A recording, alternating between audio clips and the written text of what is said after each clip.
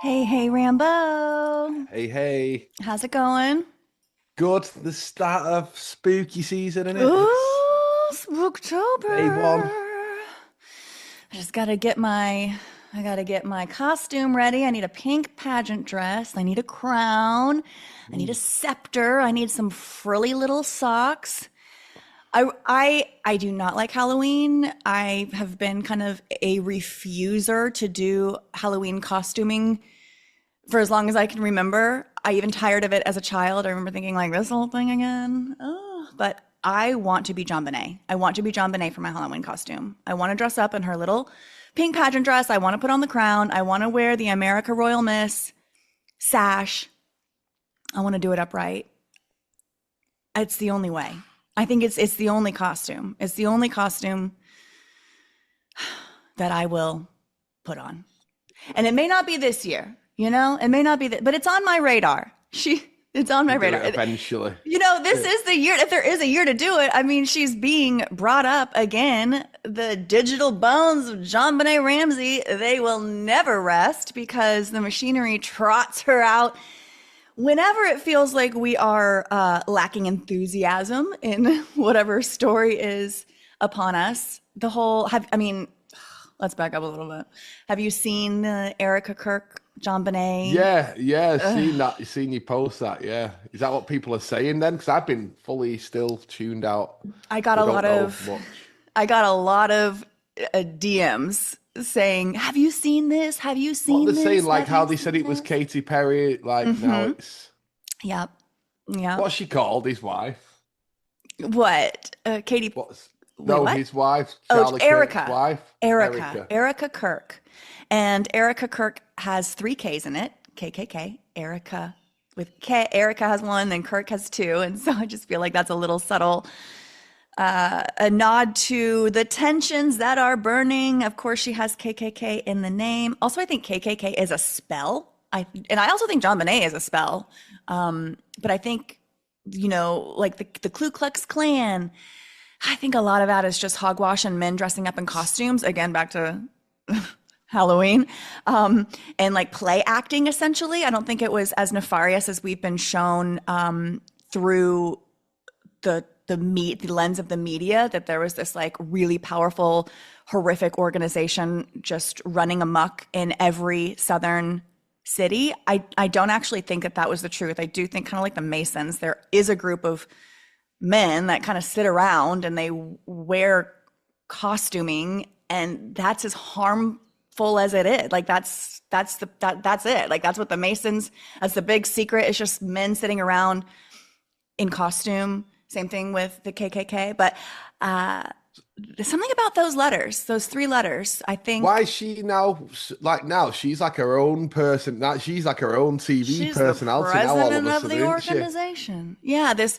I seen her and coming it's out like to like flames and mhm. fireworks and stuff. Fireworks. Yes, yes, yes. Yeah, the whole, we talked a little bit about the memorial on last episode and how bizarre energetically that felt and was, and the focus seeming, it was very much political rally or WWE SmackDown, and less of like a somber memorial for someone who has passed. And now she's being heralded as the leader of Turning Point USA. But the thing is, like, of what? Like this organization that What is nobody that? kn- like who? Okay, What who does it do? cares? Yeah, what? Show me what they've done. Show me anywhere. Like, show me the influence that this organization has had. Like, show what? Why should I care at all? That she's now the. And again, like this is when I say she. I'm pretty convinced that the Kirks are just characters. That they kind of just came out of nowhere around 2020, 2018, or around, not that long ago. People will argue, when I say nobody knew about Charlie Kirk before this whole thing, that's not exactly true, because there are some people really plugged into the conservative Christian community, and they will argue to the death that they knew about him a couple of years ago. Okay, so you've got a couple of years of a runway. That doesn't mean that this character lived and has a full life, that they've actually lived. It just means they were inserted into the narrative a couple of I years don't ago, know if which isn't that anyone long. attended one of his debates. Yeah. the debate, I'd love to know he's that. shown as a great debater. Even we talked about this a little bit with the memorial, how it was said that hundreds of thousands of people attended. I don't think that that is true. I do think that there are quite a few people that have a parasocial relationship now with this character of Charlie Kirk and Erica Kirk, and they believe that they are deeply connected in some way, and perhaps they did go to the memorial and sit out in their car in the lines and in the queue, get in line, and they were out there waiting and waiting and waiting for hours and hours and hours, only to be told that, oh, we're full, time to turn around, and you can park here in this excess parking lot and grieve outside with everybody else. But I think that's what it was. I don't think that people really were meant to go inside and see it. They were just meant to be told that it was too full and too popular, and they would just Because like now you've even myself I feel like I know him or know what he was about and stuff through all the clips. Yeah. That are everywhere. All these best husband, all best the clips father. all come out from that day. Really. And I will say a lot of the clips attempting to show him as a great husband and great father, they're uncomfortable. Like there's this one where he's again, like the great man that Charlie Kirk is, and he's talking about meeting his wife for the first time, and he was interviewing her for a job, and at the end he said, "I'm not going to hire you. I want to date you." And everyone's like, "Oh, how sweet!" But I'm like, "Ooh, that's actually not great. That would be not great." Is that where he met her then? Yeah. Yeah. And she's like, "Good. I don't need the job anyway. Oh, let's get married." And I'm like, "Well, if you're a female, go. I've been sexually harassed by men in the workplace before. Nothing actually bad occurred because I got myself out of there, and then I reported it, and I'll have to talk about that whole thing at another time because that ended up blowing up in my face. That's a whole nother time. But for like a woman in a career to be at a job interview, and for the person that she's interviewing with to go, "Hold on, I'm not going to hire you. I'm going to date you." I'd be like, "Wait a second, Isn't that I what want all this the Me job." Too movement want that about? That's 100%. Yeah. I'm like, it's problematic. It may not, and yeah, am I being a Pollyanna? Sure. Yeah, am I? Because, people in the workplace have come together and blah, blah, blah. But it's not as like sweet and gentlemanly as we'd like to think. And that's just one of them. There's a lot of videos of him interacting with the kids. And you mentioned how we've never seen the faces of the kids, which I think of the volume of media that we have been shown of this family, the fact that there's not one face shot of the children, that's interesting. It's just interesting. And I think it kind of goes to the kind of manufactured element of all of this media. But there was this one video, we talked about it last time, but it stuck with me, where he's describing Newton's laws to his baby.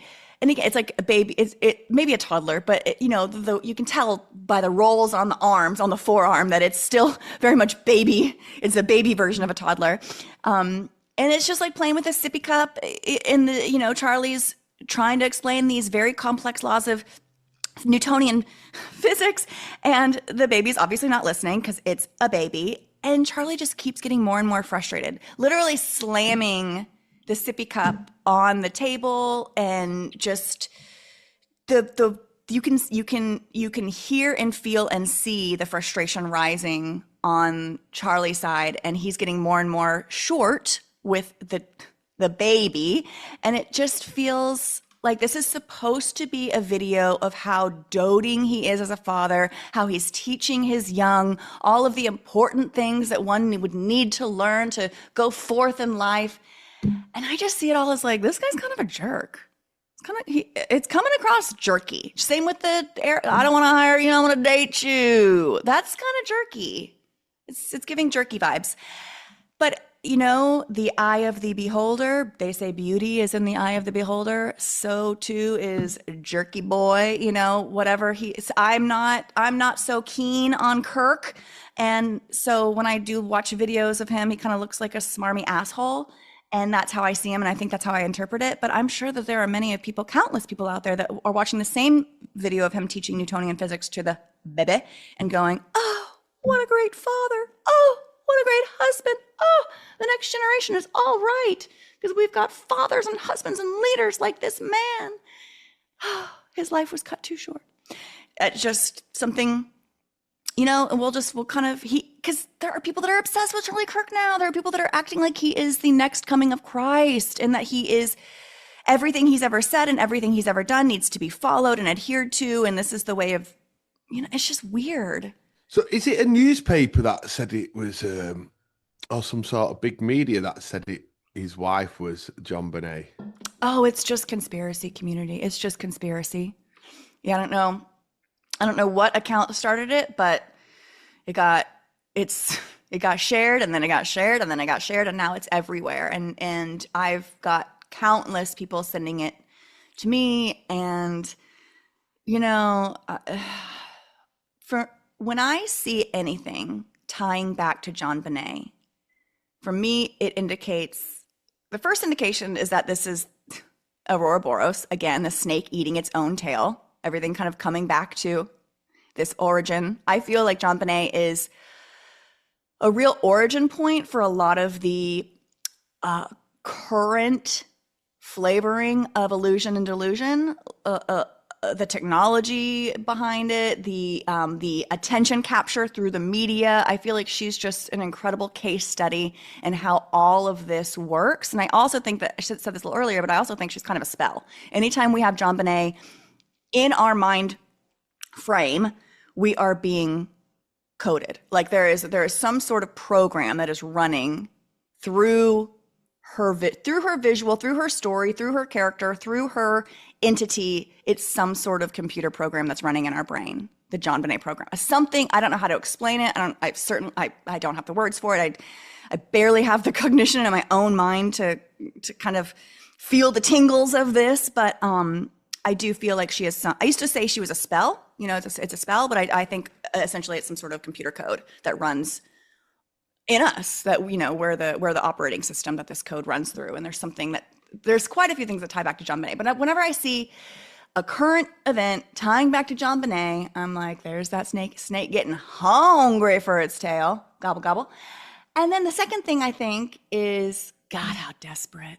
This is desperate. Like, desperate times call for desperate measures, and the machinery is after, it's back to the old tricks. This is a reliable trick, and I think that we weren't paying enough attention. I think the attention was kind of waning. Maybe the conspiracy community. I think that there was a level of fatigue within the conspiracy community of all this. Well, how do we get them back? How do we get them back? Let's throw JonBenet back into the water. Let's put that chum back into the water and have the sharks go mad. And I think that's they just threw that bait right into the waters, the shallow waters, and here we all come running. Give me some. There's something that feels it's just a trap. It's a trap. It's the old tricks. I feel like the system is desperate. These are the death rattle. I feel like we are witnessing the death rattle of the machinery, those last gasps, those desperate gasps for oxygen. And our attention is the oxygen of the machine. It is what the machinery runs off, is our attention and energy. And over here, there's a lot of energy going about at the minute. More protests. There More? are about the digital ID, the brick card. Oh yeah, was announced. And what's everybody scared about with that? When they've already got a digital ID in their pockets. Yeah. Every single person. The theories of this one is you're going to go to the shop to buy some meat for some steak, as an example, and they're going to go, sorry, you've had too much steak this week, you have to come back. Or you're going to go to book a holiday and they go, sorry, your carbon footprint is too much. So I guarantee you they'll never turn anybody away from a liquor store. Oh, you've already had too much liquor this week. You can't have any more. They would never say that. It feels too full on, like to anger people. It feels too straight for how it's just come out now, and they want people to protest. There's petitions going on and everything. But for me, my first thought is it would have just done this in 2020 if they wanted it doing, because everyone was like weak then to what was going on, and I feel like it was like more likely to happen then. And let's say it does somehow happen. It's not going to happen through this way of the Prime Minister announcing now that they're gonna get, if it's gonna happen, I think they're gonna get people to ask for it. So at the minute they're making it out like if you get this, it will stop illegal immigrants coming into the country. That's how they're selling it to you. Like if you get this digital card, you can't just work because there's a big thing with all the flags going up and illegal immigrants everywhere. So they say that it's just not gonna. I just can't see it coming off this. Too many people are against it, out protesting it. They're saying there's like protests at the minute going, we're left and we're right, but we're come together against the digital ID. There's them kind of protests going on. You know, So then that was like kind of against each other the other week about the England flags everywhere, and now protesting as a group together against this digital ID, the Brit card. But I know that in some other countries they already have this digital ID. I'm not sure we've where. got the real ID in the US. I didn't even, when I renewed my driver's license, I got one. I didn't even. But then it's got a chip on it as well, so it's kind of already Everything's got a digital. chip on it. All of your Like, credit cards have a chip on it. Your phone's got a chip passport on has it. a Your chip passport's on got it. a chip on it. This is just fearmonger. It's And just I had to so silly. do something. It wasn't too long ago. I had to renew like a criminal records check for a workplace, and I bad never boy. knew, that when you can actually scan that chip in your passport yourself. I didn't even know until I'd done this thing. What? It said, "Please hold your chip of your passport up to the screen." So it's already kind of already there, and it's already digital because it only needs that scan of that, and it shows up somewhere digitally. You know. Yeah. Digital ID. And And we're this goes signing even up more to everything woo-woo. online, and I think we're already digital beings. Like we course. already have a digital ID. Like just everything we do is fingerprinted to us. Like every, they say this, I don't really necessarily believe in DNA science and all that stuff, but they say like, even if I were to shed one follicle of skin, like one tiny little skin cell were to come off of me, in that tiny little skin cell contains all of the information of me, like that. And I think that is true in a sense, not that the explanation of like DNA for forensics, I think there's a lot of hogwash within that, but I do think that everything of us essentially does have a mark, some sort of marker that is the completeness of us. I think we're so tied up on our fingerprint. Oh, the fingerprint this and fingerprint that, and oh, my fingerprint is so unique. But did you know that there's over 1,000 areas on our body that are as unique at like certain areas that you could do, like even the heel of your hand or the bottom of your foot. Like there are so many.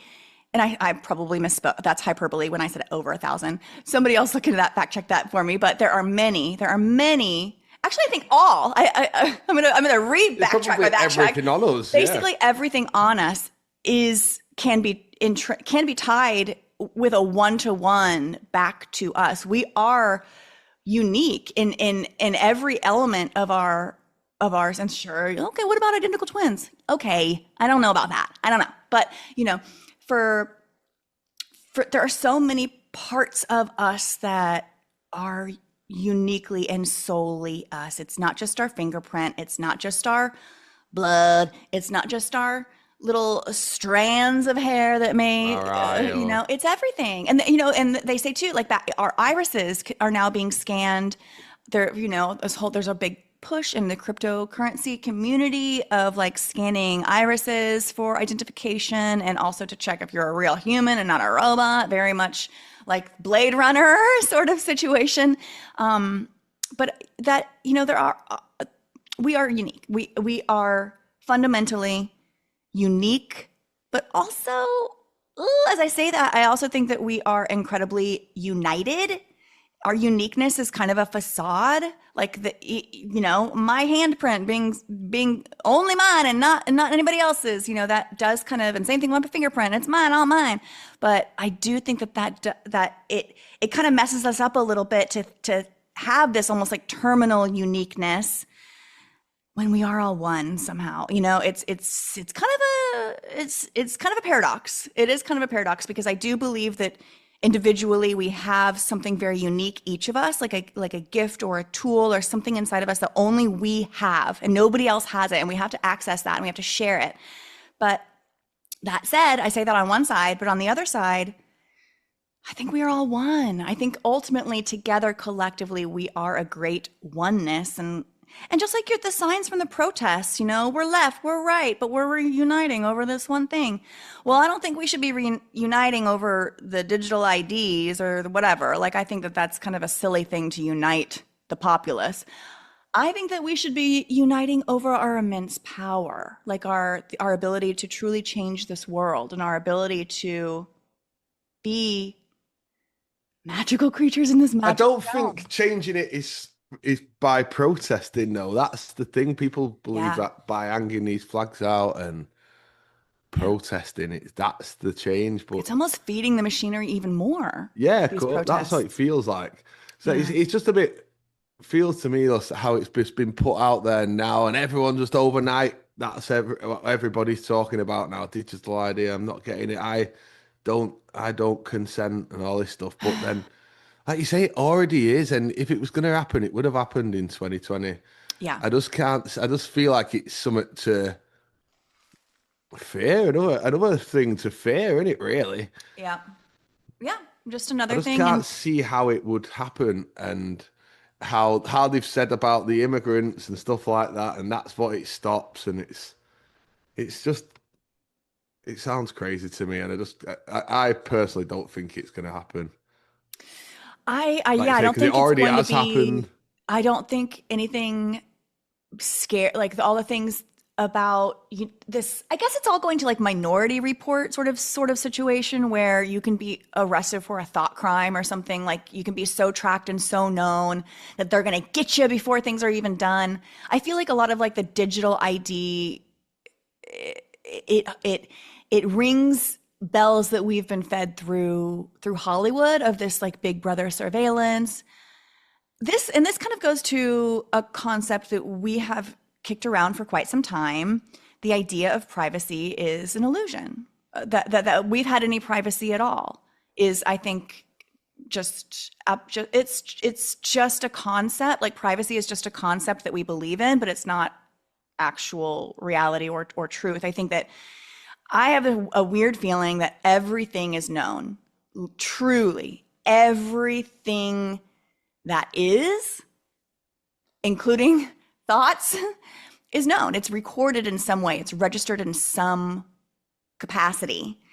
And I don't think I don't think it's a judgmental capacity sitting up there watching your every move going tisk, tisk, tisk, shouldn't have done that, bad, bad, bad. I think it's just a neutral observer, and a neutral recording system that just captures everything that is. It's, I guess, the Akashic records. There's a concept of this with everything that's ever, all that has existed and all that's ever been known exists in some, a grand record outside of this realm, the Akashic record. I might not even be saying that correctly, but there is concept for this. And I do believe that all of the visualizations of like Big Brother are just there to keep us in some sort of because we police ourselves, we surveil ourselves, like we kind of keep ourselves in check. And I think we do that when we believe we're being watched. Like, I think that we kind of, it's again, I don't really have the right words to describe it, but I think that it's all just perception games. And by constantly focusing on these privacy issues, and all the other like hoops that people will jump through to like maintain their own privacy, it's all for naught, and it's all a fool's errand. And we should just be more focused on just Like you say, living, there like is living no in truth. privacy. If you've got a mobile phone and It knows everything. there is no privacy, and it doesn't matter if you've got a password on it or you're using a VPN or whatever. It's Yeah, and that's what I mean too. All these VPNs, all these. Oh, I'm just gonna connect and say I'm in Slovenia, and then they'll never know which websites I am looking at. These little jump through hoops. And again, like when you install that VPN on your device, it's giving you a sense of privacy. It's not giving you actual privacy. It's giving you a sense of privacy. And that sense is very powerful. It will enable you to act like you're being, private and nothing's being known, And, yeah. I was about to share too much information, but I'm not going to. Like it goes back to the 1984 George Orwell book, and then it's giving that the conspiracy theorists are right again thing. But I think they're putting it out there officially. Everyone's rejecting it, and then there's going to be something. I don't know what that comes up where people need it and they want it, and they're going to say, "Hey, well, you offered us that digital ID. Now we need we kind of need it now." Like I feel like that's how it's going to come around. For it. Yeah, that people are going to beg for it. Yeah, and it will be to do with. It'd be more likely the cashless kind of thing, because that's coming. A lot of places near me now won't even take cash. Yeah. Is that what it's like there? Is there any talks of digital IDs over there at all? Or cash is becoming less and less convenient, if that makes sense. Like to carry cash is becoming more of a hassle. I don't think that nobody's rejecting cash yet. Well, there are a few shops that say they go cashless. Yeah, the signs up. It's growing, but I think people in general have just made the switch. They've just, without anybody telling them to stop carrying cash, without anybody, easier to just touch the card and that keep going up and up and up. Yeah, and then once you become used to it, I carry, because of programming from my childhood, my mom always told me to have a $20 bill for emergencies on my person. This is back in the day where you could like get a cab if you need it, for $20, and but I still do. I still 9 times out of 10, I have a small amount of cash on my person in case of an emergency, even though if that emergency were to arise, I'd probably pull out my phone anyway, but it's still. The cash is how they're going to get people on the digital ID. So let's say, right, the supermarkets started, because I don't know, does cross my mind, but I don't know what the supermarkets are like over there. But do you have like self-serve where you serve yourself? We've got a couple of those. You do the check. That's pretty much everything over here now, the self-service checkout. And it has a gate on it now. So whilst you're doing your shopping and scanning everything, you're on a camera just like this. You can see yourself. You see your face. And it's that camera, right? It's not there to stop you stealing, is it? It's not really there to stop. It's not looking down at your hands or anything. It's just looking at your face. Yeah. And if you did put anything in the basket, it flashes up red and shouts the person over to come and check your shopping or whatever. But then there's a gate. There's out of the that interesting. Area. It is interesting how the camera is on us. Face? Yeah, because when we believe we are being watched, we will police our own behaviors. Like if we feel the camera's gaze on us, that we will. I think some people, maybe not all, probably definitely not all, but some people will go, okay, I'm not going to steal this bag of Cheetos or whatever. Would you even be at the counter if you was going there to steal? Would you be like?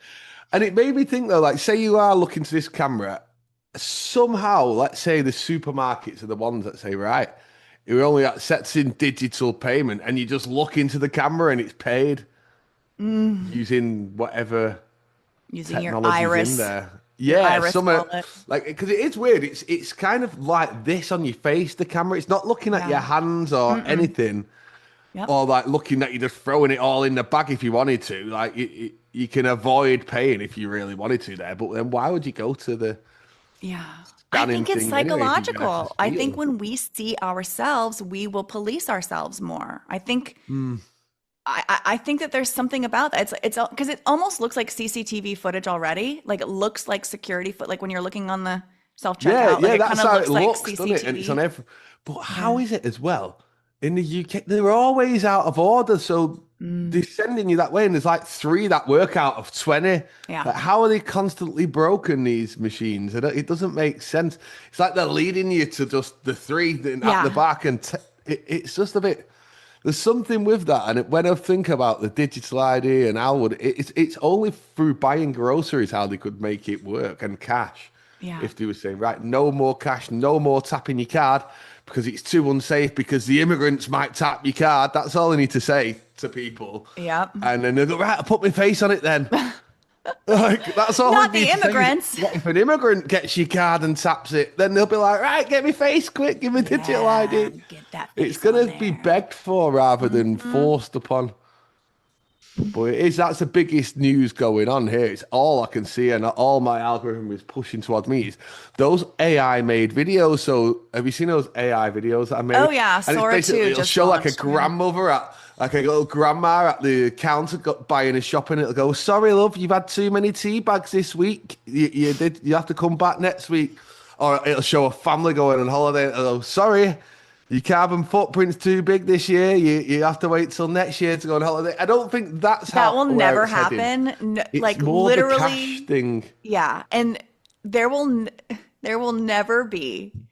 We live in a capitalist society. There will never be a moment where the government says you can't spend that money on something. Like that's literally how our world operates, is by us spending our money. And I just don't foresee them coming down and going, oh, no, you can't spend that money right now. Like, or you can't buy that thing that you want right No. now, or you can't go on that vacation right They now. want Like, you to spend they it need all, you to really. spend all of it. Like, and you know what?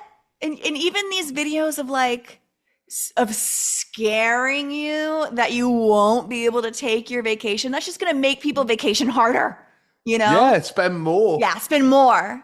It's brilliant. It's brilliant. By That's threatening all to I'm take it away, seeing people are just going to on do my more. timeline at the minute is those kind of videos all talking about digital ID. Then you'll get like the angry kind of like Q kind of guy saying, we told you it was coming. We knew it was coming. But that's what they wanted. You want you to think, you know what I mean? They're it's gonna be about cash in the long run. I feel like over you. It's just like you say, it's to get rid of. In my opinion, it's more about getting rid of the cash and than having your digital ID. Because every website you've signed up for, you give your ID, or Yeah. the fact you've got a driving license, you've got your ID stored digitally. They've got your ID, and they're saying this is to work. So you won't be allowed a job or any sort of government benefits unless you have a digital ID. That is what the selling point of this is. You can't work without one. And I foresee a future where we don't have to work for the machine. We don't have to work for the man. All of that actually sounds kind of freeing. Sounds great. No, Yeah. it actually sounds great. It actually sounds great. Okay, this reminds me of Klaus Schwab's, you will own nothing and you will be happy. I'd be like, great. Great, Like joyful. Yeah, I'm there. Sign me up. Sign me up for owning nothing, and it will. Something. Do you go with your gut feeling? My gut feeling tells me it won't happen in this way, or how the people are saying it's going to happen. I just think the timing's incredible, because you gotta have be been talking begged about for. this. You've been mentioning this immigration dust up, like these rising, boiling tensions for really the past month. Plus, it's been leading up to this point. I am not at all surprised that this new introduction, like this threat of the new IDs and all that's coming right now, as tensions are the highest. And, you know, they say necessity is the mother of all invention. They're trying to manufacture necessity right now through these very, polarizing protests and the raging debate on immigration. I feel like, exactly as you have said, all of this is laying the groundwork to make us beg for it, for this thing, for this new system, beg for a new system. And back to cash too, cash is, it's all just a game of what we believe. I can have a $5 bill in one hand and a $100 bill in the other hand. I can set them both on fire. Both will burn at the exact same rate. There is nothing different between these two pieces of paper except for the graphics that have been applied to them. There's no difference. And fun fact, Money, US currency, is not paper. It's fabric. It's a very specific blend of cotton and linen. Very specific blend. I say very specific because the cotton comes from Texas, from a very concentrated. It's just very specific, like the type of material. And I think that there is something kind of magical about. Actually, I think there's something magical about cotton. For another podcast. What's it like when you put one in the washing machine? You've left it in your pocket? It'll fade. It'll fade a little bit, but it can go through a million washes. It can go through many, but yeah, it'll fade. We don't have the plastic applique like you guys do, like that almost like sheet. That's just plastic money now. Yeah. Well, beneath the plastic there is a fabric. It's a plastic coated fabric, but there is something, and again, like fabric, the weaving. There's something being woven. But okay, but all that to say, we've gone through many iterations of monies. Cash being one system of monies. They say back in the day, we used to use our teeth, because it was a finite quantity. And as you lose your teeth, they say the teeth were the original currency. I don't believe in deep history. That's where the tooth fairy comes from, is it? Yes. The connection between currency and our teeth goes deep. It's woven deep in there. But I think that, and then shells, they tell us, if you read history, shells were an early form of currency. Coinage, they used to, there used to be before gold. There have been iterations, and then, and then paper checks, people writing checks, those are kind of gone by the wayside. I remember when credit cards were, well, I don't remember, but I do remember a change. I do remember a change where these new plastic things were introduced, and it changed the way that my mom paid for groceries at the store. And I think that there was a hesitation with plastic, with credit cards. There absolutely was. And then it just became so intrinsic in society that the convenience was impossible to resist. And then that ushered in a new wave of payment technologies. It didn't eradicate cash, but I think we're getting closer and closer and closer. Looks that way. Yeah. And they only need to drop like a little bit of an incentive, like you get a $3,000 if you move to your face to pay. Yeah. How many people would just do that? Like, even if they said 10,000, because money's fake anyway. Yeah. The 10,000, everyone would just do it, wouldn't they? They'd just be signed up face. Then there is no money, but it was done. Yeah. And to anybody listening that goes, what do you mean money is fake? My mortgage payment is due next week, and that's not fake. You're correct. You are correct. There are real systems built around these false programs. Money is a program that runs in our mind. Again, like back to these computer programs, and it's based solely off our belief.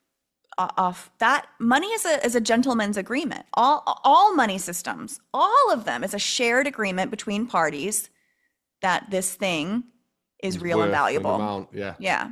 When we all know it's not.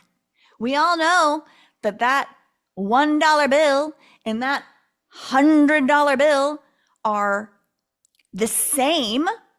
One does not have more intrinsic value. It has an applied value, a human applied value, and it requires us humans to give it that value. Without us, it's just a piece of paper. It's just trash. It's just trash on the sidewalk, And I think our relationship with money is so important in how we operate with it. I grew up in a household that was where money was God. I don't mean that in a good way. I mean that in the worst way. Money was God and the devil, and we were always in need of it. And it was always talked about. My parents were, my dad specifically God bless my mom. She was just trying to hold on for dear life. But my dad was a little bit of a gambler. He liked to throw those dice, snake eyes at the craps table, and that is a snake eyes reference to all the Charlie Kirk stuff. I keep seeing it. I know. I don't have time for it. I'm like, whatever. Oh, it's the plot of a movie. What else is new? Honestly, what else is new? Oh, this event taking over our entire collective conscious, it can be mapped out in an old Hollywood movie. Oh, get in line. Get in line. Like if we had $1 for all of the times where these things have been like mirrored perfectly. And remember that Netflix thing of a train derailment and then the Ohio train derailment? It's just like, oh my God. You know, yeah, but because of my dad's because of his relationship with money, I think it kind of affected. I was very troubled. I was very troubled by it, and I had growing up, like I had this notion of like I'm going to do it differently than my parents, and I was very like stingy. I would say very stingy. I would be very obsessive if I go to like lunch with friends, and I had a salad and water, and they had some sort of elaborate entree, and mine was $10 and theirs was $20, and we'd have to split it, and I would be like counting every excess dollar that I shouldn't have owed, and I would I would keep that tally running in my brain. I had to get rid of that. I haven't thought, like now I just buy, if I'm out to lunch or I'm out to dinner, I will just buy the other person's meal. Like I completely have taken that mindset out of my equation by like engulfing it with radical generosity. Like, and I don't even think twice. I just know, even when it doesn't make sense. Like I've picked up the tab when it doesn't even make sense. And some people say, hey, that sounds kind of foolhardy. But what I know in myself and in my soul is that I am actively trying to reprogram myself in this effort, in this kind of like correction, maybe overcorrection. I'm attempting something that can be done and needs to be done, rewriting our own programming, rewriting the programming that we were kind of born into. Our families program us, and our culture, our culture being our directness. When we're young, the people and influences that directly influence our lives. That is our culture when we are young, and we don't know what we don't know, and a lot of times like you don't know if things are weird in your family until like you're kind of out there in the real world, or you don't realize that this programming is non-traditional until you're out there in the real world. And it really took meeting and marrying my ex-husband, who has a completely different philosophy around money towards me. He's just incredibly generous, doesn't think twice, just it's in his soul. He did not grow up with money. He grew up again also with a struggling home, but the nature of his parents' relationship with money was very different than my parents' relationship with money, and his generosity. I watched it at work. I watched what it did. I would observe him and how he was with finances, and I realized that it was couldn't have been more opposite than the way that I felt with finances. And I started to try to emulate that. I started, even though it was against my nature and it didn't make me feel all that great at first, because I was like, oh no, precious money leaving my hands. This thing that I had been so threatened by growing up. The almighty money god is always smiting my family. We're always in money jail or whatever. And there was something about watching him do things differently that made me think, oh, I can do things differently too. And it's been about a decade now, but I'm getting better. I no longer stress, even because I don't have job security. I don't have financial security. The things that you get from working at a corporation, nobody's contributing to my 401k. It's 100% on me but I just trust that it will come. I trust that when times are tight, that it will flow. And I need to be less restrictive. When I am restrictive, the flow is restrictive. When I am loose, the flow is generous and easy, and it comes to me more easily. And I just have to trust that. and it's magic. I think that money is just some sort of, again, they don't call it, I talked about this many times before, but they don't call it currency because currency means money. They call it currency because currency means energy, a flow of energy. And money is just a representation of the flow of our energy. And I think we can reestablish a relationship with this magic, with this medium of money. And I'm still learning, but generosity has something to do with it. And alleviating yourself of the tightness, that tight feeling we feel when we go, oh, I remember the first time I ever used DoorDash, I was very late to the DoorDash game because that's What's like that? it's like a food delivery app, you know, Right.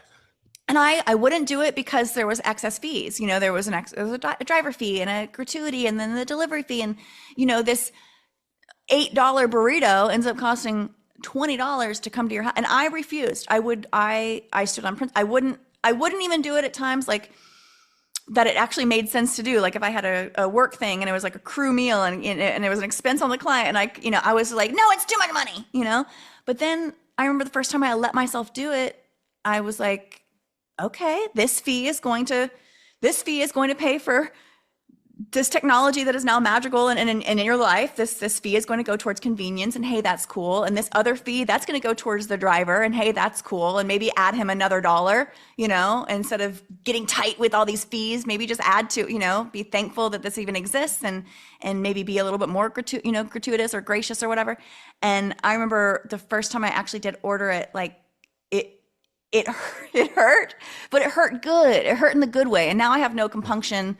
You know, it's not a regular thing that I do, but now it's like, just, you will never think about that extra $4 again in your life unless you torture yourself, which I used to. And I used to torture myself over dollars, less than $10, like splitting lunch with a friend. And I paid an extra few dollars. I would think about that for hours and hours and days, you know? Not that mattered in my life. Not that if I got all of those dollars back, it would be anything of note, you know, wouldn't change my life materially in any way.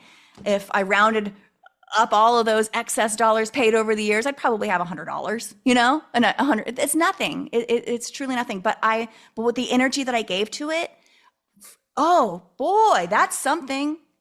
That's something.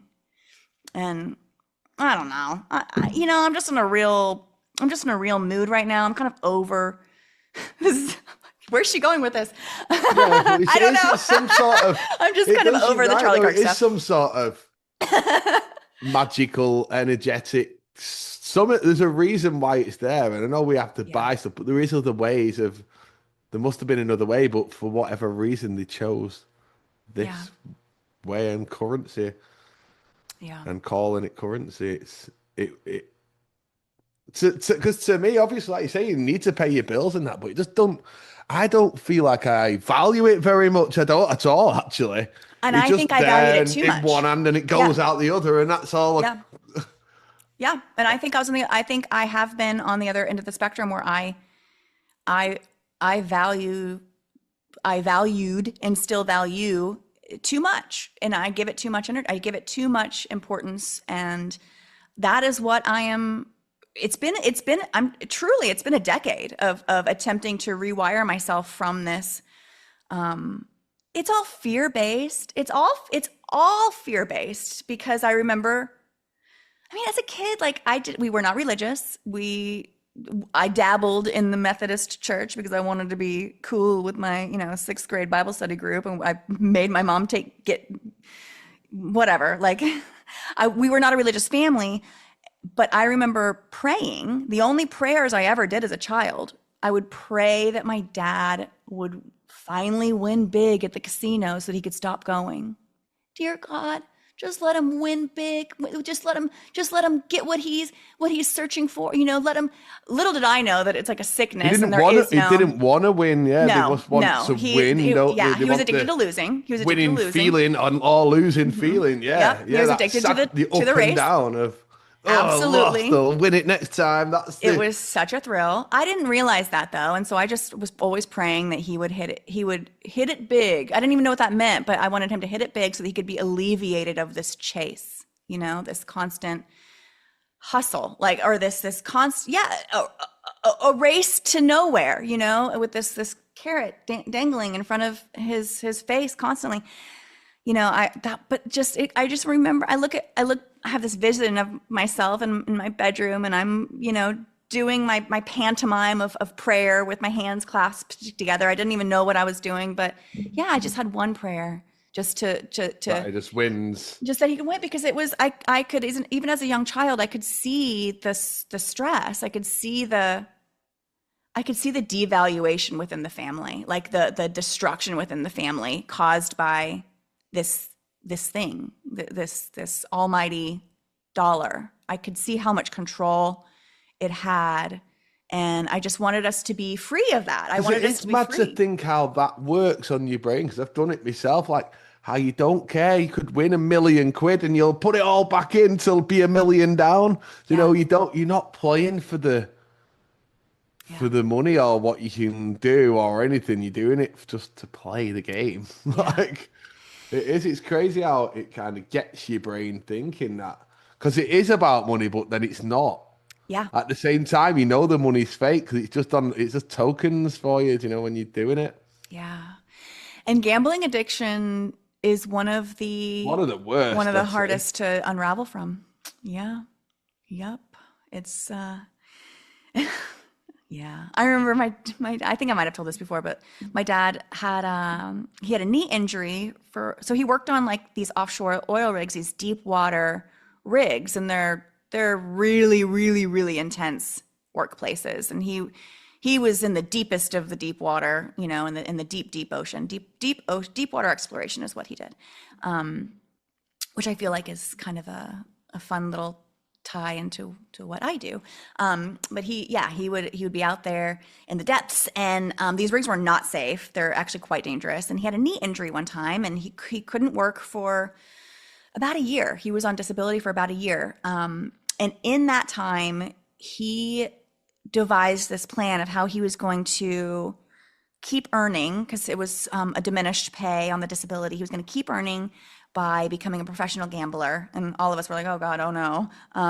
But he set up a craps table on our dining room table. He turned our dining room into a craps, a craps table. The dice in it. Yeah, the dice and everything, and the green felt and all the positions, and he would just be down there for hours and hours, just practicing his throw, like practicing his kind of robot arm throw, getting it so dialed in that he could roll whatever he was attempting to roll. Like I'm talking about a dedication, 8 hours a day, all day.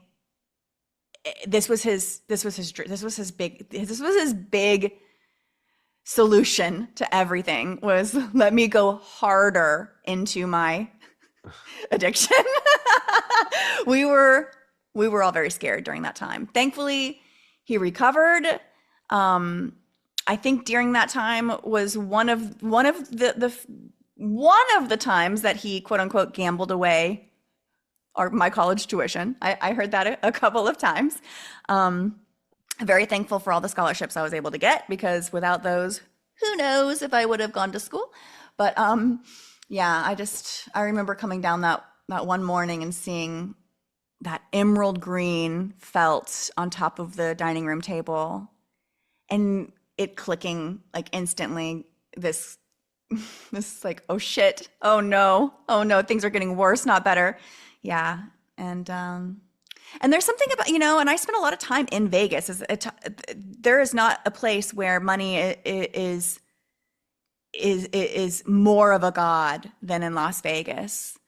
And I actually am thankful for, and I spent time in the gross Vegas, like the seedy underbelly of Las Vegas, before it was the glitz and glamour. Not that it's real glitz and glamour, it's all facade, but I spent some time in the real annals, the real bowels of Las Vegas as a kid. And I do remember seeing what money does to people. I remember my mom would always keep us from my dad when he was gambling because it was certainly a sight to see, or certainly a sight to not see rather. But there was one time where I caught him, like my eye caught him, and I saw him at the table, and my mom realized, and she quickly ushered us through, because you kind of had to walk through this path in the casino to get from point A to point B. And I spotted him, and he looked like, and he's a big man, but there was something skeletal about his figure in that moment. Not that he was thin, because he was a big boy, but he was hollowed out. There was something hollowed from his features, and it was if like his soul had been completely sucked out of him. He was drained in a way that I'd never seen and hollowed out in a way that I'd never seen. He was a husk of a human being, and it was scary. It was scary to see. And my mom was like, oh shit, and she kept us going. But yeah, so basically that would put and now you Vegas in like is dying. a trance. Yeah. Oh yeah, it's a trance for sure. And all those sounds, like ding ding ding ding ding ding ding ding, all the sounds and the glittering lights. Like we say about sound being the most important one. Like when you hear ding ding ding, and really you've won like $1, but it's making noises like you've dropped the jackpot. That's what it does, doesn't it? Yeah. Even the flooring in Las Vegas hotels is hypnotic. Everything about a casino is psychological warfare. Everything. And it's like an up and down. I've got a friend who does it now. Crazy does it, but he's either on a high where he's just like buying everybody drinks and everything, or you the don't deepest see of him. depression. Yeah. Yeah. The lowest of lows. The highest of highs and the lowest of lows. Yeah. It's a rush. It's it's a real destructive one. And it's just such a weird addiction because like you're not consuming anything, but you are being consumed. You're being consumed. But but it also feels like you are consuming something as well. It gives you the dopamine hit just like a drug. Yeah. Yeah, just like a drug. Yeah, they've studied the brains. But when I say they've studied the brains, take this with a pinch of salt because I'm not even sure what our brains do. But the story goes, and I based on anecdotal whatever, I can see it.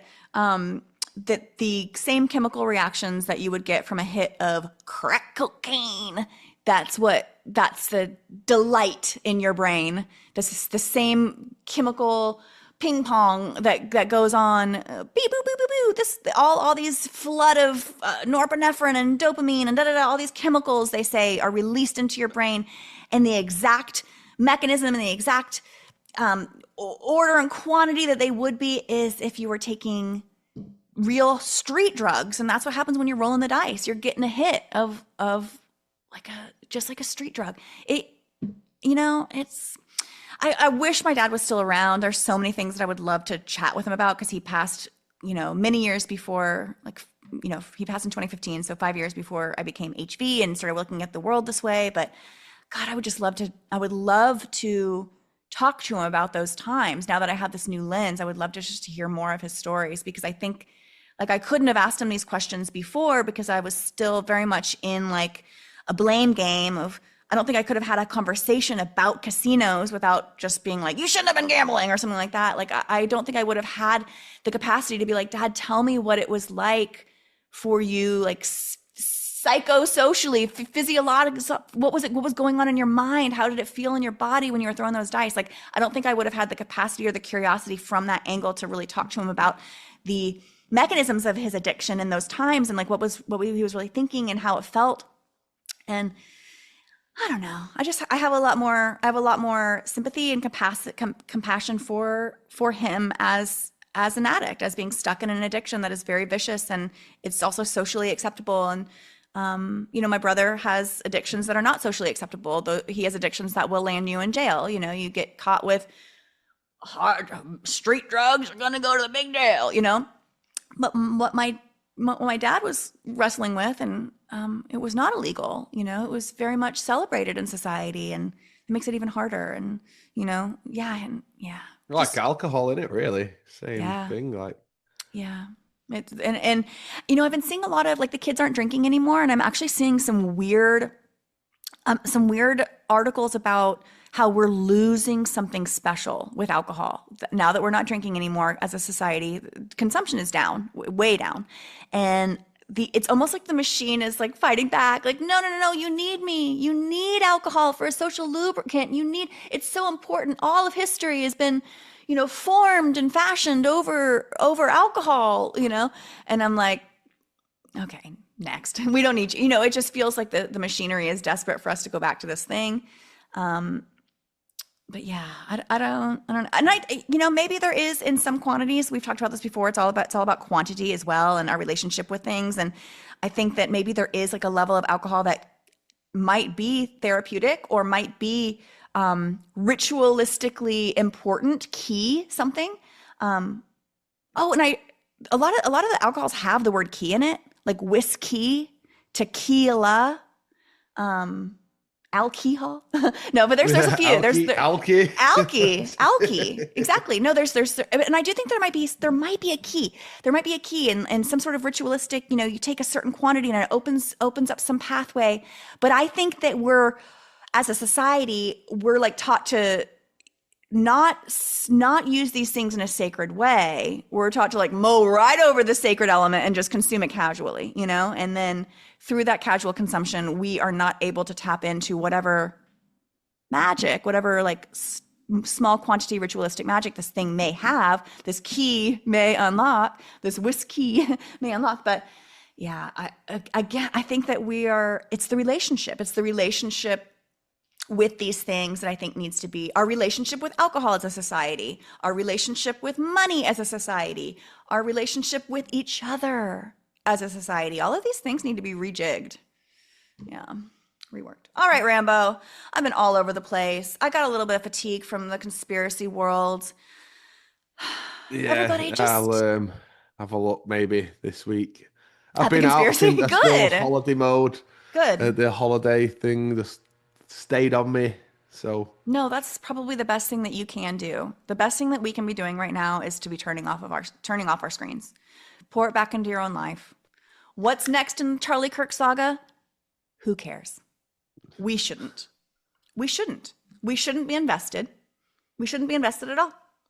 We should not be invested at all. And the fact that JonBenet Ramsey has been inserted into the story is all the information we need to let it go. The system is scraping the bottom of the barrel by inserting JonBenet into it. And we've got to just let it go. We cannot jump back into the pit. We can't get back in. Save yourself. It's the only way. Oh, and before we go, I just want to add, I'm having a little HV meetup in Austin on October. What is the date? I think it's October 18, but let me consult my address book. Yes, on Saturday, October 18, I'm going to do a meetup at Barton Springs Pool in Austin, just a little casual get together. If you are local, I would love to get to see you, get to meet you in person. And I'm also going to the mothership that night. I'm going to Sam Tripoli's show at Joe Rogan's Club. You're going, yeah. Yes. And so I bought tickets. Usually tickets are sold out. I've never been able to go to his club when I've been in Austin because it's always been a last minute thing and it's just sold out. And so I went ahead and secured tickets ahead of time.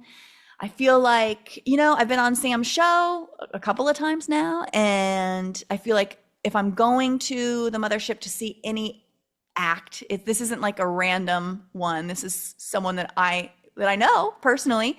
And I think that there's something cool there, that it's not just like a random dropping in on a random show, but that'll be fun. So it'll be a stacked day. Would love to see you. I think I have at noon, probably noon till about 12 noon to about 4 or 5. Hang for a few hours, Barton Springs, catch some rays if it's warm enough. Take a dip in the pool, the healing waters of Barton Springs. But yeah, that's coming up October 18. All right, Rambo. We'll talk soon. Talk soon. Take care.